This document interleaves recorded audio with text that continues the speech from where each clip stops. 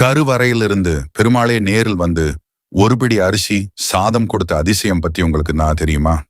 அந்த கோவில் எங்க இருக்கு என்று தெரியுமா? உங்களுக்கு கிருஷ்ணர் பிடிக்கும் என்றால் இந்த வீடியோவிற்கு ஒரு லைக் போட்டுருங்க.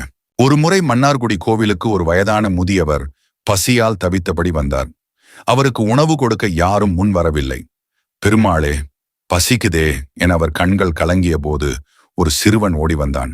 தன் பிஞ்சு கையில் இருந்த ஒரு பிடி பொங்கலை அந்த முதியவரிடம் கொடுத்துவிட்டு மின்னல் வேகத்தில் மறைந்தான். அந்த முதியவரின் பசி ஆறியது. மறுநாள் காலையில் கோவில் நடை திறந்த போது அர்ச்சகர்கள் அதிர்ந்து போனார்கள். கருவறையில் இருந்த ராஜகோபால சுவாமியின் கைகளில் பொங்கல் கரை படிந்திருந்தது.